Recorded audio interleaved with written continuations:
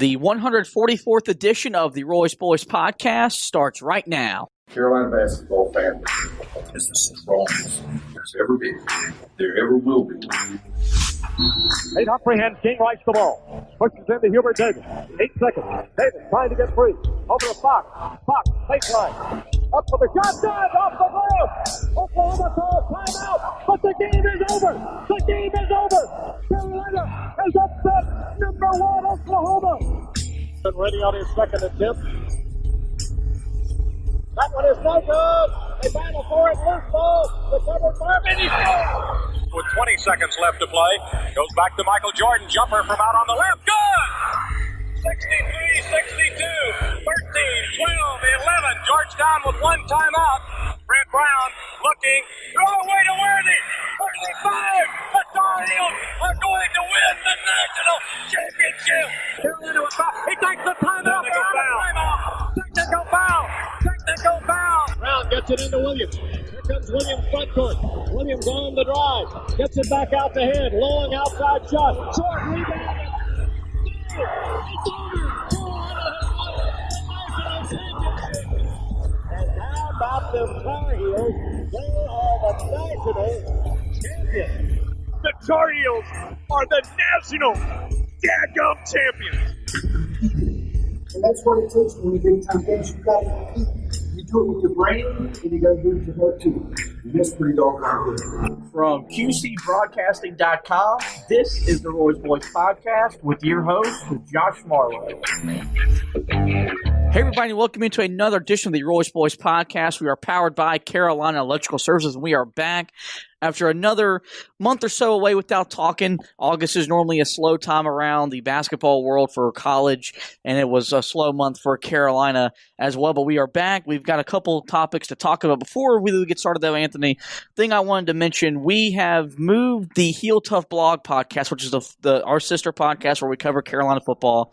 We've moved to a video platform. While it's not been appealing to the eyes of the people that have to look at us talk, we should probably stop putting ourselves down. Yeah. I just want to thank everyone. The support and the amount of viewership we've gotten in the 3 to 4 episodes has been outstanding. Dude, our last episode almost near 2,000. So that's why we think that doing some on video for basketball can be cool too. Yeah, that was one thing I was going to say. So, we are still going to keep the majority of the audio platform here at the Royce Boys podcast because the way we do ours, where we do a lot of games, we're not going to have as much time to do the video stuff, but we are going to move into a semi-video platform when the season does get underway, whenever that starts. There will be certain episodes like the season preview and certain, the Maui tournament and the Duke games. Those will be video as long as the schedule allows, as long as we can get on. Dude, the Maui tournament we may be able to do on location. Yeah, what right. You talking about? If that does get moved into Asheville, so I just wanted to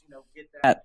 As you unplugged the audio there for a second, wanted to get that out there at first because it's it was a risk. We risked moving to the video platform, but it's gotten a lot of great success, and we expect and hope for the great kind of success when we move basketball to the same kind of platform. And when you do the basketball, it will still be here. So the people that listen, it will be available through audio only. That's how we do football as well. But we want to give you the video aspect so that you can see us. It gets a little more interesting, and we're going to have some really cool graphics too. Yeah, so that's going to be awesome. I'm in the works of building the intro to the show. It'll be a different intro for that. And we'll get our first video show in about 3 months. Yeah, and I've already got some graphics already pre-built, ready to go when we get ready to roll out on the video form. But let's move on now to what we really want to get on here and talk about. And the first thing of a few topics we're going to discuss.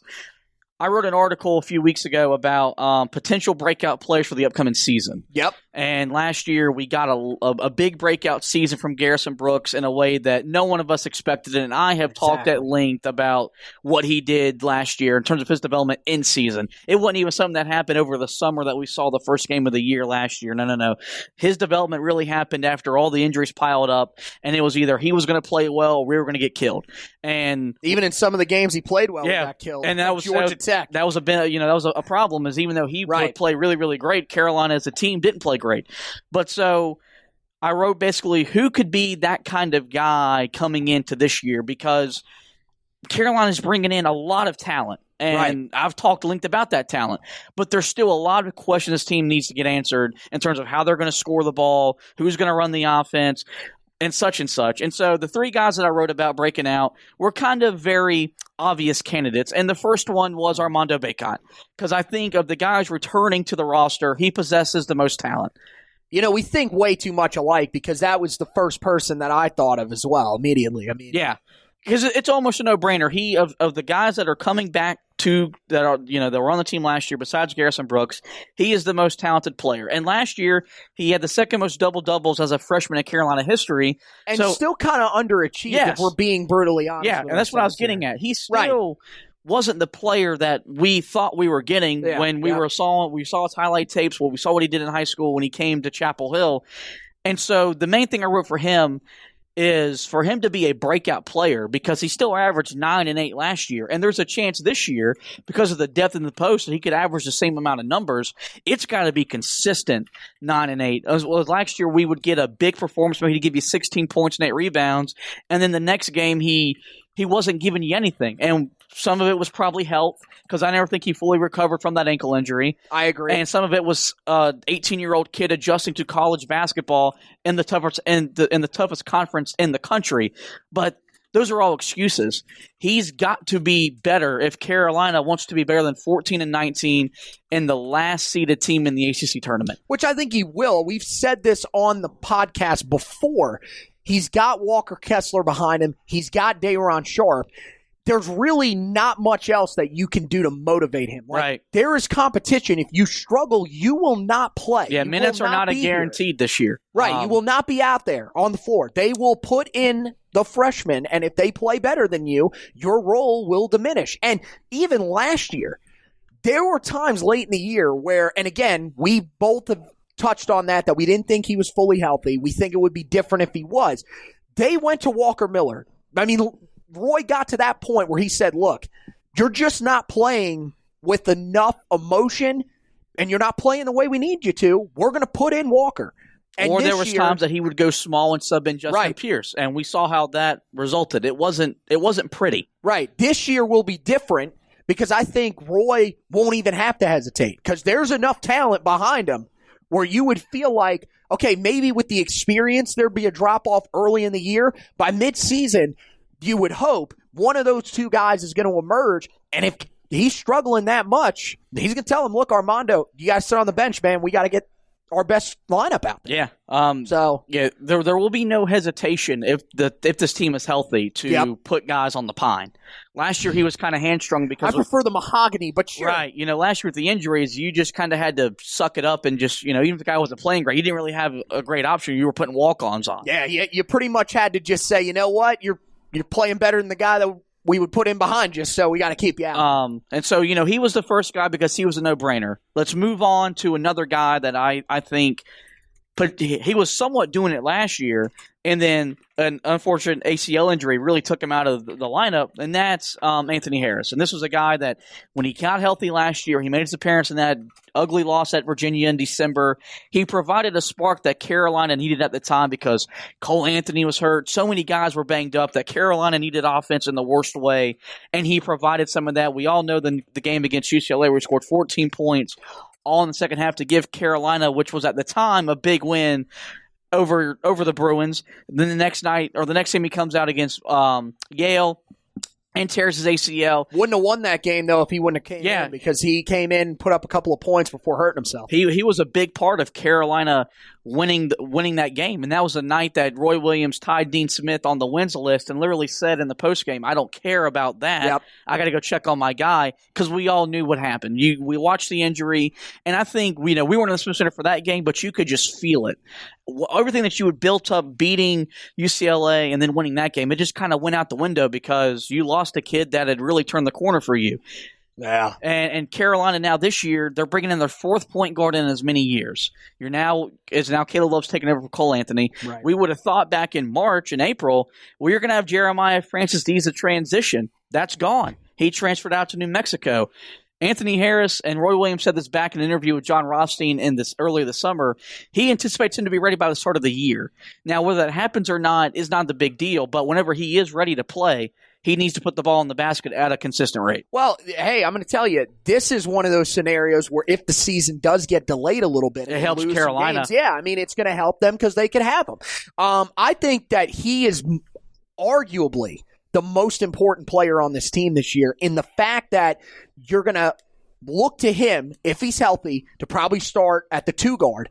And you're also probably going to look at him as your best backup option at point guard. So when Caleb Love comes off the floor, you're going to kick him over, he's going to handle the ball, and you're going to find somebody else, whether it's RJ Davis, which can do some of the similar things. But I think that the fact that he's been in the system another year, they'll lean with Harris, or Puff Johnson, or whoever is going to come in to help you with the shooting. This is a guy that if Carolina has him, I really feel like they've got a chance to be really good. If he is out of the lineup for a while, it's going to be tough early in the year depending on which games they end up dropping off of their non-conference, because I think at this point, we can all kind of come to the conclusion in our heads. There are going to be teams that are on the schedule that they won't play. And the games that you're not going to play are the ones that Carolina would probably need to sort their stuff out this year. Right. You're going to have to play the big-time teams. Now, great, you could say, and we say it every year, well, this is going to get this team ready. Maui's going to get this team ready for the tournament. But, yeah, there's not going to be a learning UNC curve. Wilmington. Yeah, no. There's not going to be Mercer or whoever. I don't know why that just came to mind. But there's not going to be those types of teams. So you need Anthony Harris to be in that lineup from the start and help you. At the minimum, you need him back by the start of ACC play. And it sucks because we're sitting here saying this. This is a guy that's coming off a terrible ACL injury. I mean, we don't know if he'll ever be 100% again. We don't want to push him too much, but we need him to be on the floor and be a part of this team. Yeah, and for me, I'm not worried. I'm not as concerned of him being a starter as I'm more concerned about him being able to run the offense when you give Caleb Love those 5 to 6 minute rest during the game. Because I think you need him out there at the 2 guard, because who are you going to start? Then you're probably looking at a scenario. You may be starting another freshman, but right. That's what's a little scary is that I'd much rather him be my backup point guard than RJ Davis, or you don't want to run the situation where KJ Smith is running your offense because it's a great story. To KJ. Great story. Yep. Limited player, limited talent. Yeah. We knew that. We all knew that. We've tried Leaky Black at that position a time or two, and it hasn't worked out as well. So I think that's where you're more worried is if he's not there, you're already thin in the backcourt with experience. If he's not there, that gets even thinner. And Carolina, when Carolina is ACC championship caliber good, they got veterans in the backcourt. He's a sophomore. He's going to be considered a veteran this year, so he's going to need to be on the court as much as possible. We'll move to the final guy that I wrote about, and you went with Anthony Harris as the most important guy on this roster. I think for Carolina to get back to where they want to be, I think Leaky Black has finally got to mold into the guy that we thought we were getting upon his commitment. The comparisons to Theo Pinson are endless, and there's a lot of reasons to see why those two guys can be compared. And for some reason, in his first 2 years, it hasn't come all together. Whether it's been injuries, which he's had, a lack of confidence, which has been a problem because his jump shot hasn't gone in the net as good as he wants it to be. You know who that sounds like, by the way? It sounds like Theo Pinson. Yeah, I mean, but the one thing about him that you couldn't say about Theo, he hasn't been the consistent perimeter defender that we thought we were going to get. And last year, he was still probably your best defender, which was a problem because it still wasn't great. He's got to elevate his game to the next level. He's got to average more than 6 points. He's got to average more than 5 rebounds. For sure. He's got to become a guy that's going to give you 10 points no matter how he gets it, 5 or 6 rebounds, and 3 or 4 assists, and defensively just sets the tone, gets in a stance, and guards normally the best perimeter player for that team. Well, I mean, we talked about this too when it comes to his offensive game. I mean, he tried so hard last year to find the jump shot that just wasn't there.